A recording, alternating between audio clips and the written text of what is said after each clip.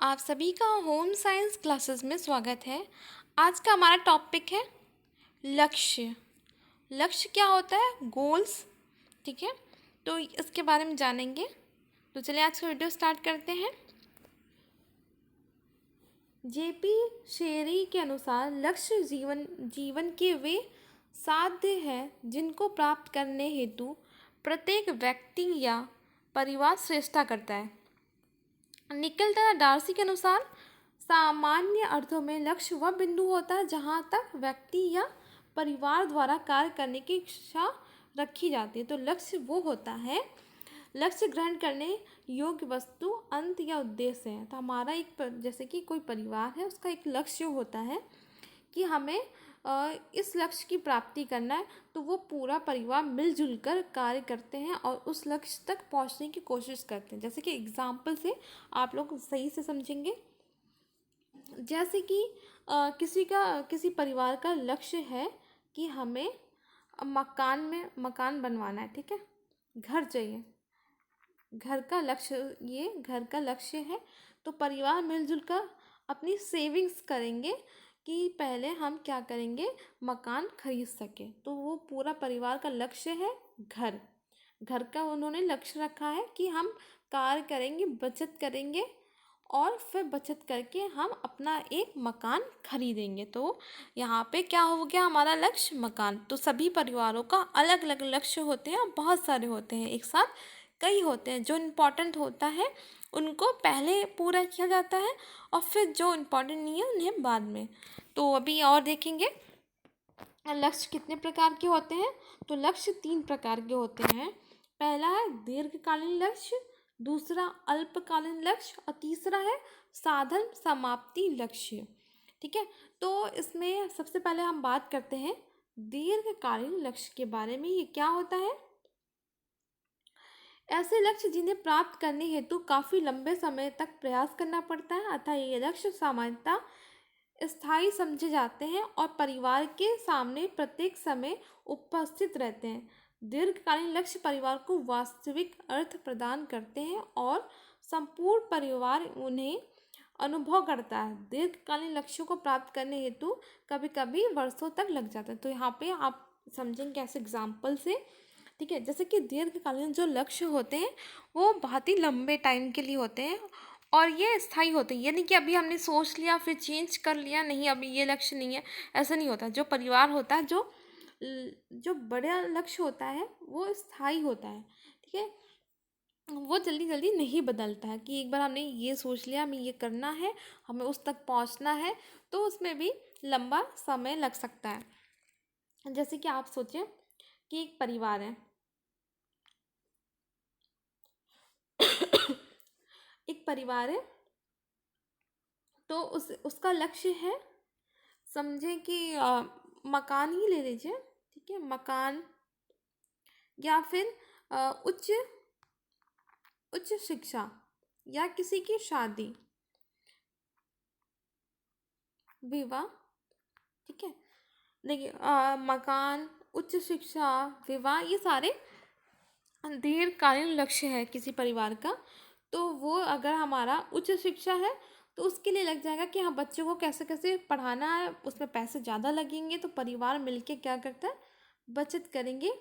ठीक है, बचत करके तभी वो उच्च शिक्षा में लगा सकता है या मकान बनवा सकता है या किसी का विवाह करना हो। तो ये कोई भी एक हो सकता है उसका दीर्घकालीन लक्ष्य। तो वो परिवार पूरा मिलजुल के ये कोशिश करता है कि हम अपने लक्ष्य को प्राप्ति कर सकते हैं, क्योंकि उसे पैसे की ज़्यादा ज़रूरत होगी तो वो बचत करने में से टाइम लगेगा। तो वो धीरे धीरे उसको टाइम लग जाता है, कभी साल कभी 2 साल उसको टाइम लगता है। वो पहले से इसकी तैयारी करता है सोच कर कि हमें ये काम आगे चल के करना है। तो ये हमारा हो गया दीर्घकालीन लक्ष्य। फिर नेक्स्ट है हमारा अल्पकालीन लक्ष्य। तो ये क्या होता है, ये लक्ष्य अपेक्षाकृत कम समय में प्राप्त हो जाते हैं और अधिक स्पष्ट होते हैं। दीर्घकालीन लक्ष्यों की प्राप्ति का एक साधन होते हैं, अतः इन्हें मध्यवर्ती लक्ष्य भी कहा जाता है। ये लक्ष्य जिन्हें प्रतिदिन खोजता है, ये असंख्य होते हैं किंतु वे सभी समान रूप से महत्वपूर्ण नहीं होते हैं और इनमें से कुछ ऐसे होते हैं जिनका उपयोग अन्य किसी लक्ष्य को प्राप्त करने के लिए किया जाता है। तो ये जो होते हैं अल्पकालीन, ये छोटे समय के लिए होते हैं ये तो बहुत होते हैं, लेकिन छोटे समय के लिए होते हैं। किसी के परिवार की आवश्यकता क्या क्या है, उनके अनुसार किसी परिवार को, हाँ कि इस बार गर्मी में हमें एसी लेना है, तो वो क्या करेगा कि हाँ उसको कोशिश करेगा कि हम पैसे इकट्ठा करके एसी ले लें। या फिर क्या होता है कि जो अल्पकालीन लक्ष्य है वही छोटे छोटे टुकड़ों में होता है, उसको पूरा करते करते हम दीर्घकालीन लक्ष्य को पूरा कर सकते हैं। जैसे कि किसी की शादी करना है, ठीक है, किसी का विवाह करना है, तो हमारा पहले क्या होगा, परिवार क्या करेगा, उसको छोटे छोटे, जैसे कि उसका गोल्ड ले लिया, ठीक है, या फिर कुछ सामान उसको दहेज में देने के लिए सामान, या उसके कपड़े, उस शादी की तैयारियां करता है कि हाँ कपड़े ले लिए, बर्तन ले लिए, और खाने की तैयारी, इसमें कुछ भी लड़कियों का सामान सारा उसको देने के लिए, तो वो इकट्ठा करके एक एक करके उसको पूरा करते जाता है। जैसे कि जैसे वो सारे लक्ष्य छोटे छोटे उसके पूरे हो जाएंगे, तो फिर जो विवाह का लक्ष्य रखा गया है वो पूरा हो जाएगा। ठीक है, आप लोगों को समझ में आ रहा है। फिर नेक्स्ट है साधन समाप्ति लक्ष्य। यह कोई लक्ष्य नहीं होता, बल्कि यह केवल साधन या निर्णय मात्र है जिसमें अल्पकालीन लक्ष्य प्राप्त किया जाता है। ये लक्ष्य स्वतः ही पूर्ण हो जाते हैं। जैसे कि पुष्प सज्जा के लिए किसी को यहाँ पे एग्जाम्पल में दिया है, अगर हमें पुष्प सज्जा करना है तो पुष्प सज्जा के लिए क्या करना है, हमें फूल तोड़ना है। तो ये लक्ष्य हमारा क्या है कि फूल तोड़ेंगे तभी पुष्प सज्जा हो पाएगी। जैसे बैंक से पैसा निकालना है, तो बैंक से पैसा निकालने के लिए पहले हमें चेक काटना होगा, तभी बैंक से पैसे निकलेंगे। फिर नेक्स्ट है लक्ष्य की विशेषताएं क्या होती है। तो ये परिवर्तनशीलता, पहला है परिवर्तनशीलता। परिस्थितियों के अनुसार मनुष्य के लक्ष्यों में भी परिवर्तन होता रहता है। जैसे कोई व्यक्ति मकान बनवाना चाहता है, किंतु बच्चों को उच्च शिक्षा दिलाने का एक और लक्ष्य उसके सामने उसी समय आ जाता है, तब वो मकान बनाने के लिए लक्ष्य को स्थगित करके बच्चों की उच्च शिक्षा के लक्ष्य को वरीयता देकर उसकी पूर्ति की साधन जुटाता है। तो लक्ष्य जो होते हैं ये परिवर्तनशील होते हैं। ठीक है, अगर किसी फैमिली के पास लक्ष्य बहुत सारे होते हैं, ठीक है, जैसे कि अभी उसका लक्ष्य है, उसने लक्ष्य रखा है कि हमें मकान बनवाना है, ठीक है, मकान बनवाना है। फिर उसके सामने आ जाता है कि बच्चे की एडमिशन कराना, उच्च शिक्षा में उसका एडमिशन कराना। तो वो क्या करेगा कि पहले बच्चे के देखेगा कि हाँ उसको उच्च शिक्षा में भेजना है, तो सारा पैसा वो इसमें लगा देगा, मकान को टाल देगा कि नहीं हम ये तो बाद में भी बनवा सकते हैं, नहीं पहले बच्चे का एडमिशन कराना बहुत ज़रूरी है, उसका मेरिट लिस्ट में आ गया, उसको वहाँ पे भेजना, उसको उच्च शिक्षा के लिए भेजना, वो उच्च शिक्षा कर लेगा तो हम मकान के लिए तो बाद में भी पैसे लगा सकते हैं। तो उसका बदल गया, ठीक है।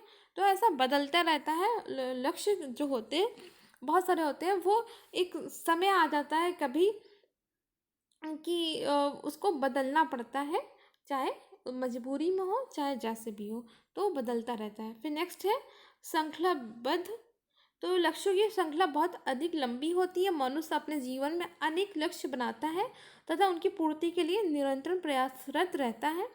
उसका जैसे ही एक लक्ष्य पूर्ण होता है, वैसे ही दूसरा लक्ष्य उसके सामने आ जाता है। यदि प्रारंभ में किसी व्यक्ति का लक्ष्य शिक्षा प्राप्त करके धन कमाना होता है और नौकरी करके शादी करना, जैसे कि लक्ष्य जो होते हैं ये बहुत ही अधिक होते हैं, ठीक है, उसकी जो इच्छाएं होती हैं बहुत ज़्यादा होती हैं। जैसे कि कोई फैमिली है, किसी का है कि लक्ष्य कि पहले शिक्षा, उच्च शिक्षा प्राप्त करना, तो वो उच्च शिक्षा प्राप्त करता है। फिर उसका लक्ष्य होता है अच्छी नौकरी करना, तो वो नौकरी करता है, ठीक। फिर उसका लक्ष्य होता है किसी अच्छी लड़की से शादी करना, तो फिर उसके बाद उसका लक्ष्य होता है शादी। फिर उसका लक्ष्य होता है कि हाँ बच्चे, ठीक है।